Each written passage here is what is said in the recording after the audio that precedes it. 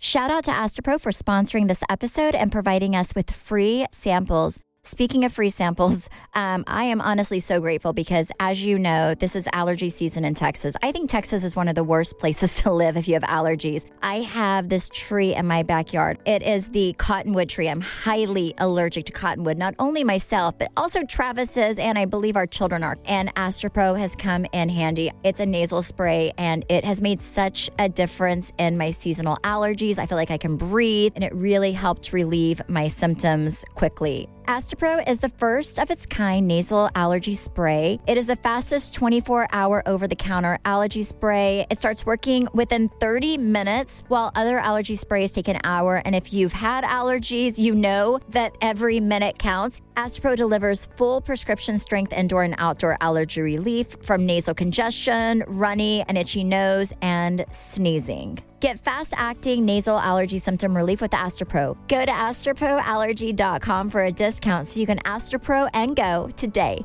ASTEPRO allergy.com. Astropro and go. Use as directed for relief of nasal congestion, runny nose, sneezing, and itchy nose due to allergies. This podcast is sponsored by BetterHelp. Our listeners get 10% off their first month at betterhelp.com/weeklydose. That's BetterHelp, HELP.com/weeklydose. Yay Networks. Hi, I'm Stephanie. I'm Brandy. And this is your weekly dose of BS. You know those times when you have a full conversation, a full podcast before the podcast starts? I feel like that just happened. Yeah. I'm like talking about our Google hopes box and over here. dreams. You guys, I'm so sad. I'm poor. Oh, no. I know. I'm sorry. Yesterday. So I went on a cruise last week. We went to the Bahamas. And yesterday I was trying to buy some shoes. And I was so excited. I found this one pair of shoes at Neiman Marcus. They were an additional 20% off, so they were a great price. And I got to go check out. My card declines. And I was like, what? And so I checked my bank account. Someone in the Bahamas, stole my card information and bought a lot of money worth of cryptocurrency with it. Oh, no. And left me with 78 cents.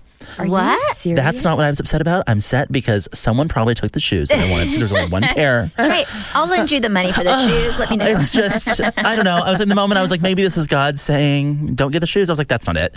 So I don't know. But it's been a long 12 hours of being poor. So have you fixed the situation with your card? Well, yes. So I'm waiting for Capital One to get my money back. But until then.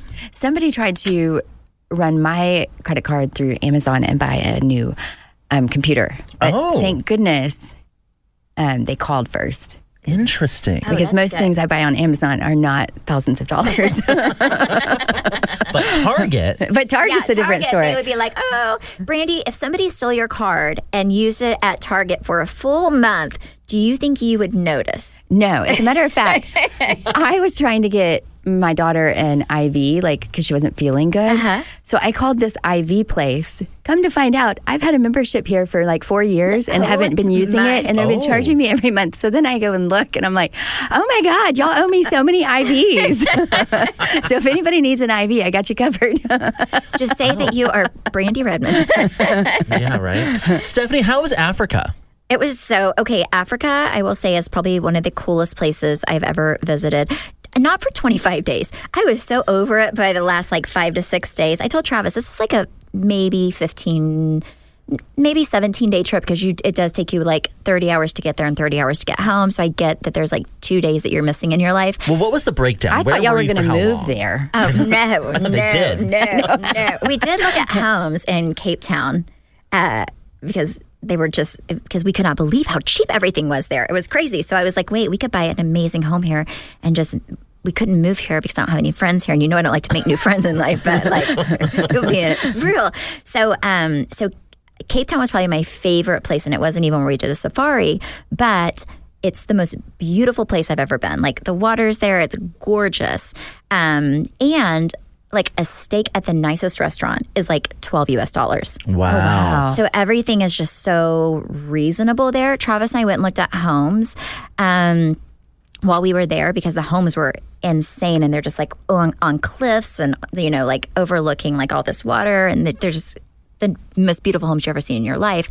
So we went to look, and one of the homes, which was right by the president, was $5 million. And it is 3 stories, brand new, like the castle? nicest home you've ever been to. Wow. And that And you how could long buy. were you there?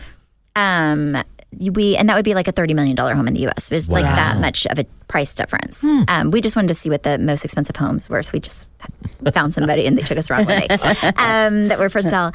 We were there for 5 days. That was probably my favorite place. But and then we went to 2 safaris, and it was really, really fun. However, before that, we went to Dubai because we had to fly through there to get to South Africa. And South Africa, it was winter. Dubai, it was summer. I will never, ever, ever go to Dubai in the summer ever again because their summer makes Dallas feel like an igloo. And it's 110 here. And it's like 110. I mean, we were staying at Atlantis, and it was so hot there that you walk outside and you get like on a water slide, and the moment you're done with that water slide, you are dripping with sweat. Like it's that hot. Like you cannot get cooled down, and it's like it feels like 10 times more humid than Dallas as well. I hope to God they don't film that show in the summer because those poor camera people. Oh my gosh! Remember the last year they filmed our show in the summer, and we were dying every time. Like we were just dripping sweat because of season 5 because they filmed it in the heat of Dallas summer. Yeah. But it was a really cool trip. But was Dubai really expensive? Way, way, way expensive. Like it's so much more expensive than Dallas. I was actually really surprised. Like everything was really, really expensive. I know one place at the hotel we were staying at, we were going to go have breakfast, and it wasn't even that nice of a breakfast place. And we walk over there, and the lady's like, "Oh, it's $150 a person for breakfast? For the breakfast buffet." What? For the breakfast buffet. Yes. Did you it was pay? crazy. I'd be like, Travis okay, was like, just one person's going to eat, and then you're going to stuff your pockets. And Yeah. then bring It's it like the craziest. So yeah, it was like, it was really, really, really expensive. And then we went and looked at shoes because it was Chance's birthday, and there was this really cool, like, he likes like, the Nike Jordan Air Force or whatever, like all these, and the ones that are hard to get. And they had this shoe store, and they have like all of these like really like Yeezys and Air Force One and all these shoes.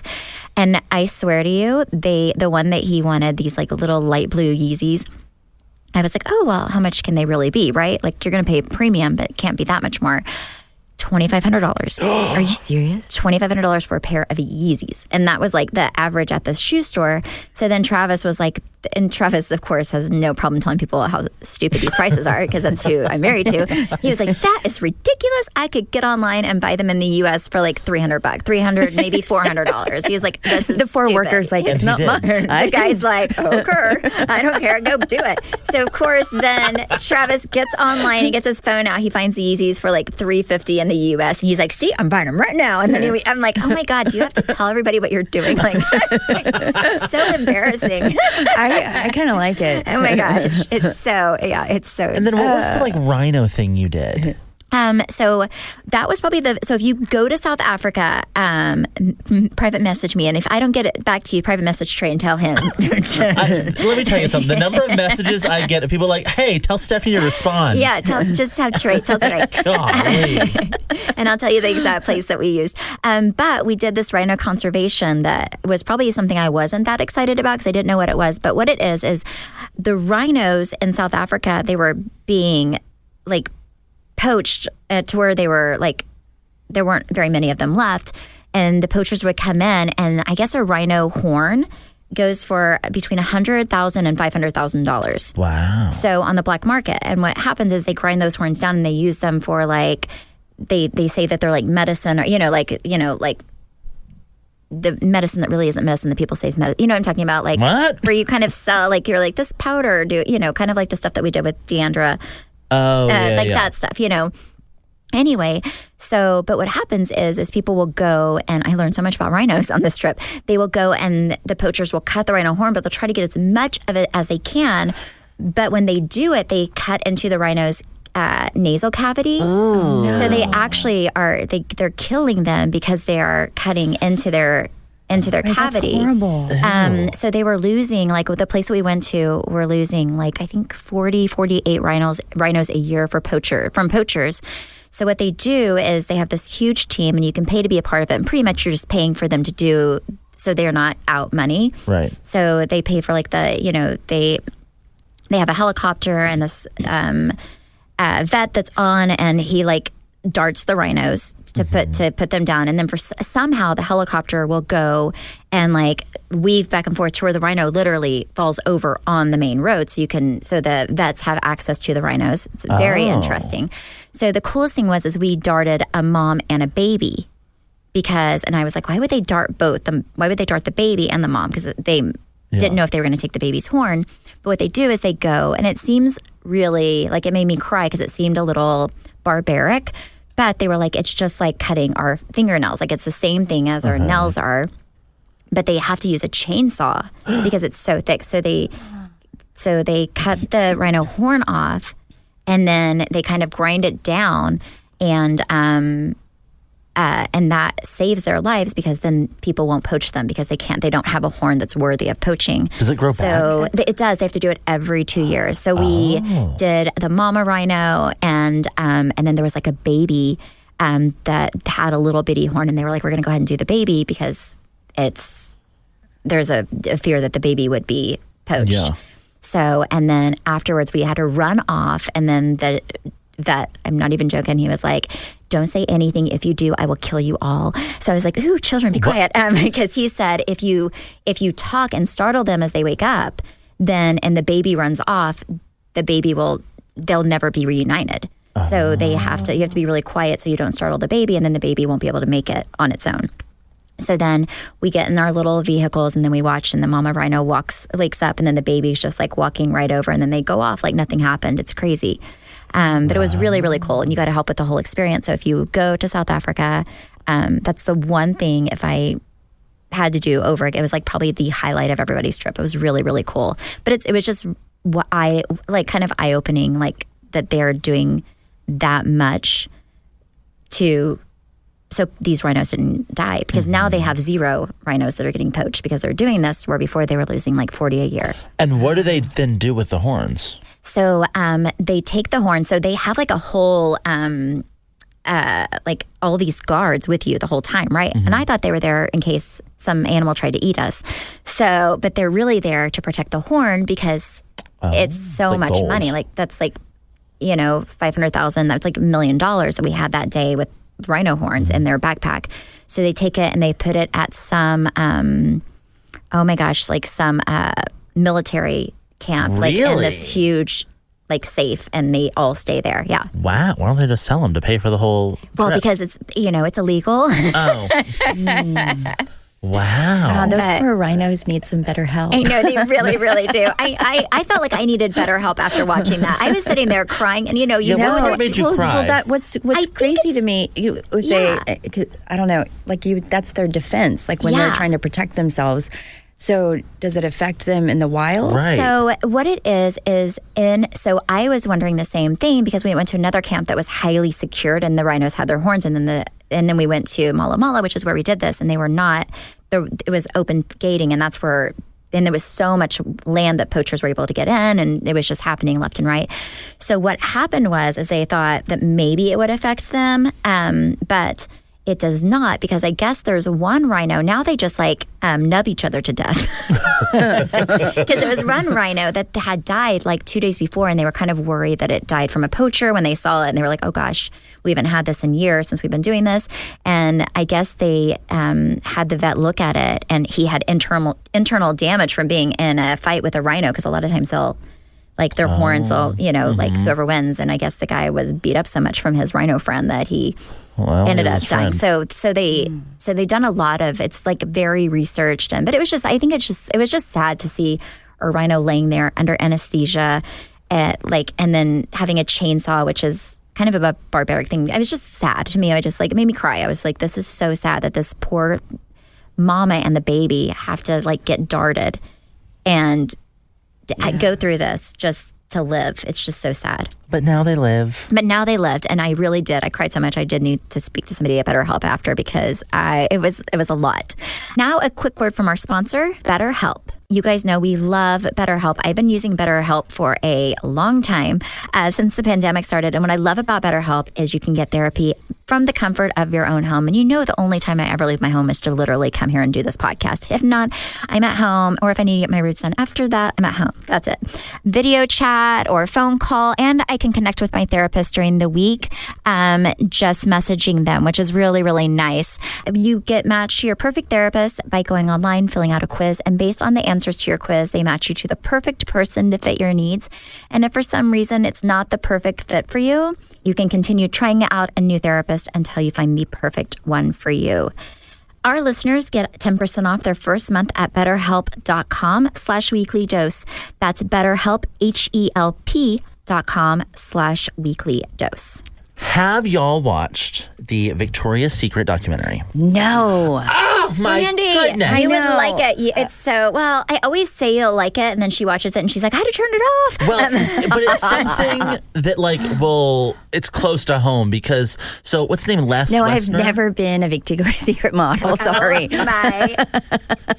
Stephanie, But fun you fact. were a Dallas Cowboy cheerleader. Were you? Yes. Stephanie went to the last Victoria's Secret show. I had no idea. I remember getting I don't even know how I got those tickets. Lord Jesus. I mean, that was like, I don't know why they invited me, but I'm grateful. But I remember at the time I had a PR team, and they called me and said, we have this, we have Victoria's Secret reached out and you have 2 tickets if you want to go. It was the same day as our reunion, our season 3 reunion. And I was like, really, to be honest, I really wanted to invite Brandy because I like her better than Travis. But then I was like, Travis pays for my PR, so I probably should be nice. And what man wouldn't want to see people in lingerie? So I put it out there to Travis thinking he would say no, right? But of course he was like, oh my God, best day ever. So I'm sitting there doing the reunion and Rich By knows, but also this is my job. And Travis is calling nonstop, like messaging Rich By, like, hey, we can't be late to the fashion show. Hey, we can't. I'm like, oh my God, I'm going to get fired because your dumb ass. I invited your dumb ass to the Victoria's Secret fashion show. Well, also, she went around, though, and told everyone. She was like, listen, we are getting this show on the road because Mama's got to go. Yes, it was the year we did the Amy Phillips thing where we had to do the acting thing. And I was like, oh my Lord.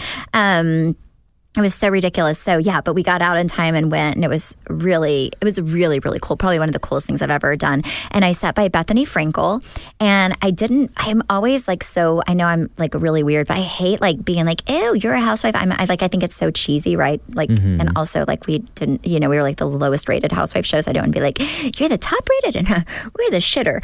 So I was just like, well, so I sat by her and, eventually she said something. She was like, oh, aren't you on Dallas? And I was like, yes. And her boyfriend, I think fairly new boyfriend, was sitting behind because they put her and I on the front row, and then Travis was behind me, and then her boyfriend was sitting behind her.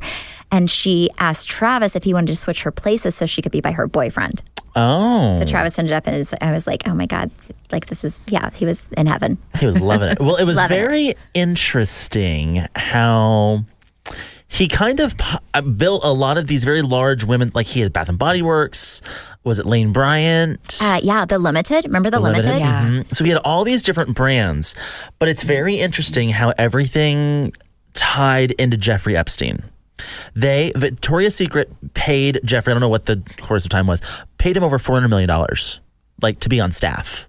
But like staff for what? And there was some situation where he was out recruiting. HR got a hold of information that he was out there telling girls that he would get them as Victoria's Secret models if they did XYZ, and they told Les, the guy that owned the company, and he said he was doing something, but nothing ever really happened with it. And then when all the Jeffrey stuff came to light, Les totally acted like he had no idea who the guy was.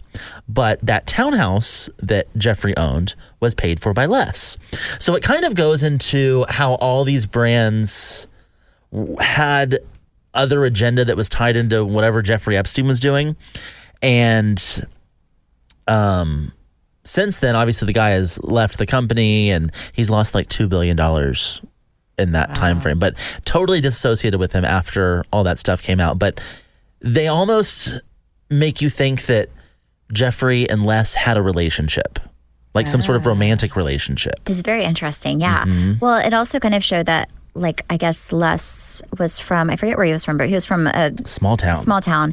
So he came to New York, and I think he was wanting to be like part of the like social scene, like the elite scene. Yes. And he couldn't, like nobody was really accepting him. And I think he kind of used Jeffrey for that in the beginning because Jeffrey Epstein was in that scene. And then what's also really crazy is at the end when everything started to change and they started doing more body positive, which I appreciate because, by the way, most people, I mean, whenever I went to that Victoria's Secret fashion show, like these girls are, I've never seen more perfect people in my life. Like every single person walked by, they have zero cellulite, zero fat. Like they were like perfect.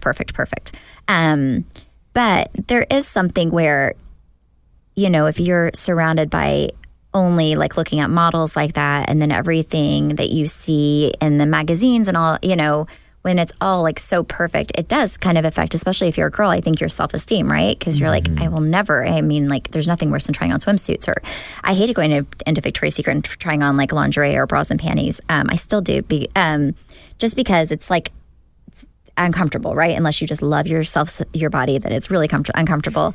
But so they also got a lot of flack, and I think the company went upside down because the world was changing and embracing all body types, and they were verbally saying that they didn't want to, and they were. So I think a lot of people, I think they just kind of lost their edge. I think it was there was a moment in time with the angels and like, and you know, and I used to like do cardio and watch the Victoria's Secret fashion show. I'm not joking. And I still do sometimes because that's like a carrot. I'm like, yes, I'm, you know, like hot bodies. I'm trying to get there. But it was kind of like something that you could never achieve, most people, but it does. It kind of messes with, I guess social media does the same thing. So I think that's also a reason that everything went so downhill is because they were following a model that really didn't work anymore. Yeah. Very true.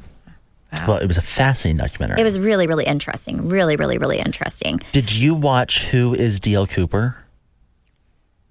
J.B. Cooper?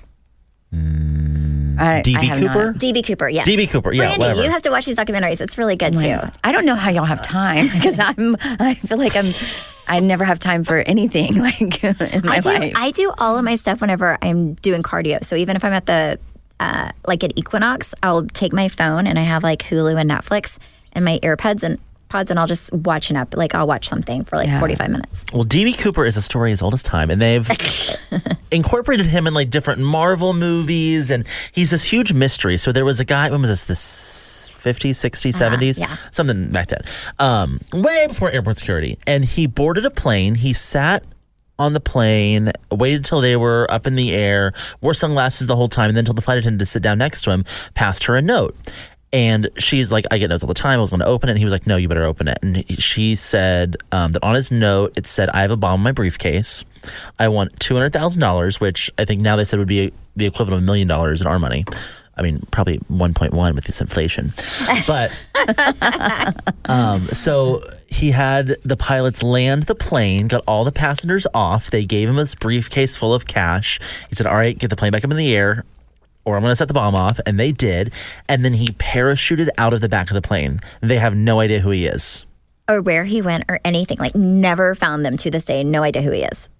Isn't that crazy? Yeah, that's but that wouldn't happen in this day and age. Oh, gosh, no. No, they would That's crazy. What year was this? It was like in the 50s, I think. I had never heard of it before but I did watch that documentary. 71. That's a way to make your money. Yes, right? 1971. 1971.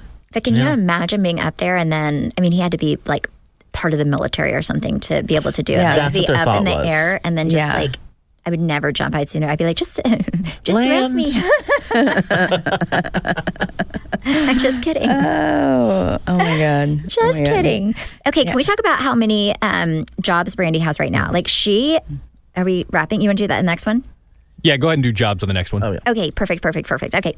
Are we good? Yeah. Well, I'm gonna start watching some documentaries since the kids are gonna go back to school soon, so I'll have more time. We're gonna be living whole the list for dream. Oh, yes. Thank you guys so much for listening and supporting. You can follow me at Steph Holman on Instagram and Facebook, And me at Brandy Redmond. And our podcast at BS the Podcast. Bye.